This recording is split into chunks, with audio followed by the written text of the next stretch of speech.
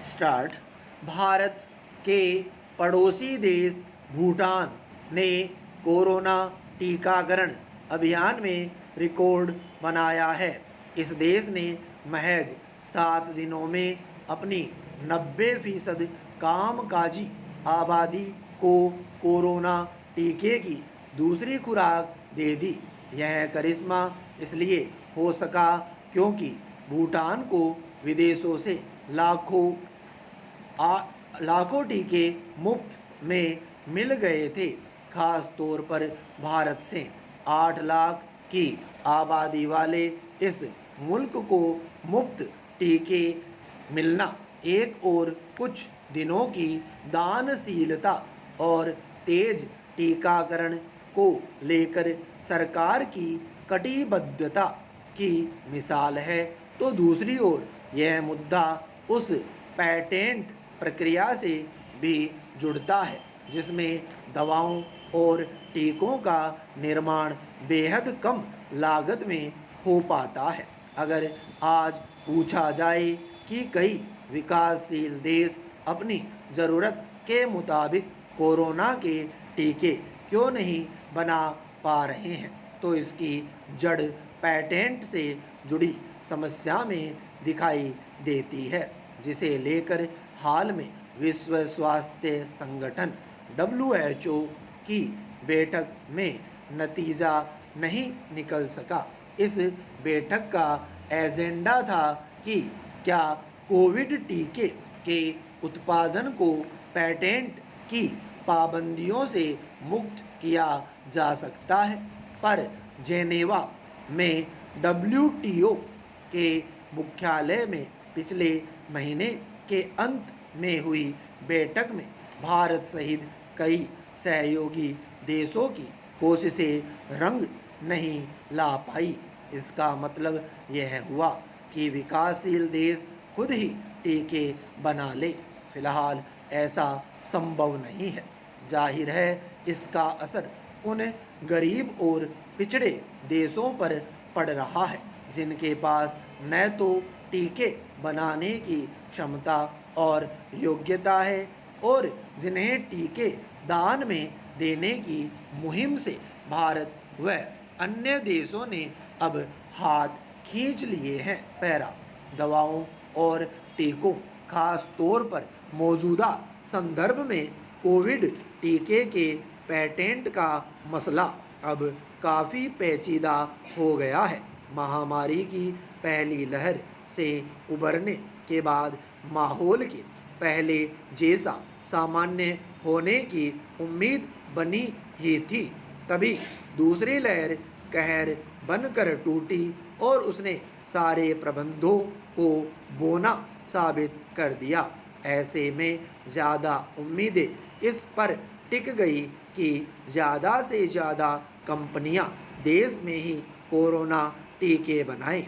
हालांकि इसमें दो बड़ी अड़चनें हैं। पहली दिक्कत फार्मा कंपनियों की विशेषज्ञता और कच्चे माल की उपलब्धता और दूसरी पेटेंट कानूनों की है।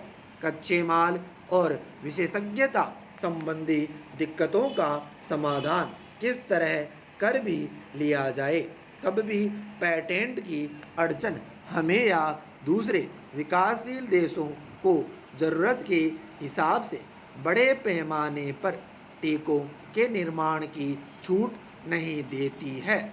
सवाल है कि पेटेंट का मसला इतना पेचीदा क्यों है, तो इसका एक सीधा सा जवाब यह है कि टीके बना रही दुनिया की प्रमुख फार्मा कंपनियों के लिए यह कमाई का एक बेहतरीन मौका है।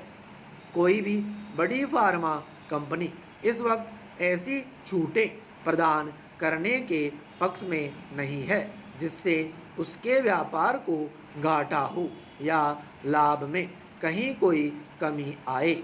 विकसित देश पेटेंट बौद्धिक संपदा के जरिए बेशुमार कमाई वाले फार्मा उद्योग पर से अपनी पकड़ छोड़ना नहीं चाहते।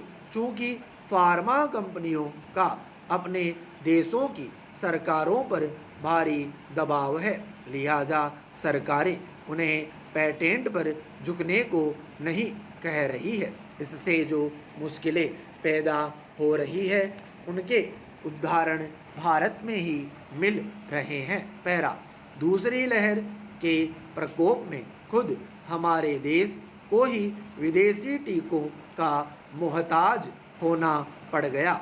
रूसी टीके स्पुतनिक के निर्यात और देश में ही उसके निर्माण की कोशिशों के अलावा फाइजर, मॉडर्ना और अब जॉनसन एंड जॉनसन की राह देखनी पड़ रही है। लेकिन ध्यान रहे कि इन कंपनियों के पास पहले से ही दूसरे देशों के बड़े ऑर्डर पड़े हैं।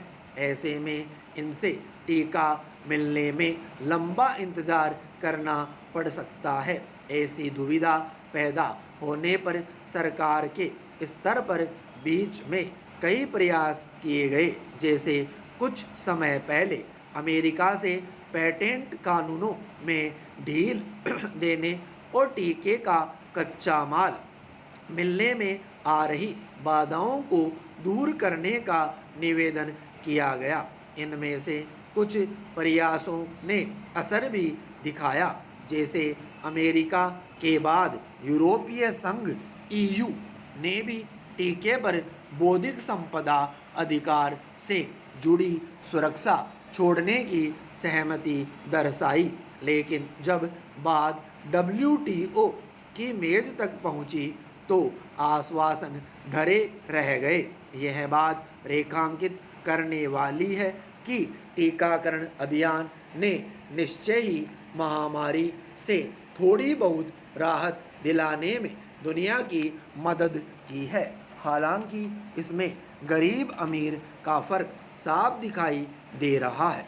कुछ ही दिन पहले विश्व स्वास्थ्य संगठन WHO ने एक आंकड़ा जारी किया, जिसके मुताबिक दुनिया में गरीब देशों में 500 लोगों में से सिर्फ एक व्यक्ति को टीका लगा है, जबकि अमीर देशों में हर 4 में से एक व्यक्ति का टीकाकरण हो चुका है।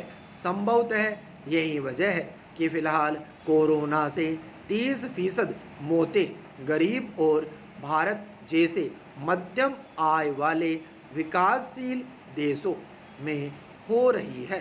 साफ है कि इस वक्त कोरोना टीके ज़्यादा से ज़्यादा लोगों तक पहुंचाना सबसे ज़रूरी उपाय है। पैरा टीके के पेटेंट का मसला पिछले साल 2020 में तब उठा था जब विश्व व्यापार संगठन WTO के मंच पर भारत और दक्षिण अफ्रीका ने सबसे पहले यह प्रस्ताव रखा था कि अगर सभी देश कोरोना टीकों पर अपने पेटेंट का अधिकार छोड़ दें तो इससे दुनिया की तमाम फार्मा कंपनियों को टीके बनाने की आज़ादी मिल जाएगी और ज़रूरत के मुताबिक टीके तेज़ी से बनाए जा सकेंगे। कहा गया कि दुनिया भर की दवा और टीका उत्पादक कंपनियां किसी तरह की मुकदमेबाजी की आशंका के बगैर टीका बनाना सीख सकेगी। स्वाभाविक रूप से टीके के उत्पादन और उसकी उपलब्धता पर इसका सकारात्मक असर होगा।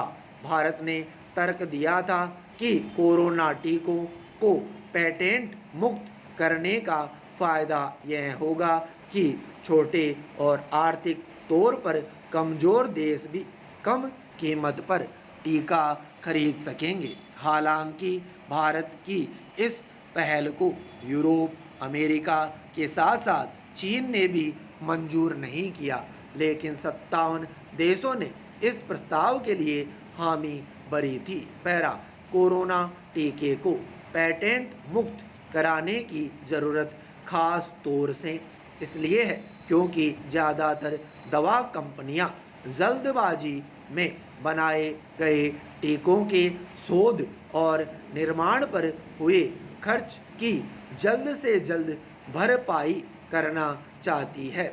इस पर समस्या यह है कि पेटेंट कानूनों की वजह से अन्य कंपनियां ये टीके नहीं बना सकती है जो मानवता के हित में ऐसा करना चाहती है और जिनके पास इन्हें बनाने लायक बुनियादी ढांचा भी है। चंद कंपनियों के पेटेंट एकाधिकार के चलते टीकों के दाम भी काफ़ी ज़्यादा हैं। भारत में भी कुछ कंपनियों ने अपने टीके की कीमत निर्धारित करने की कोशिश की है, लेकिन इसका सबसे ज़्यादा नुकसान गरीब देशों और कम आय वाली जनता पर हुआ है।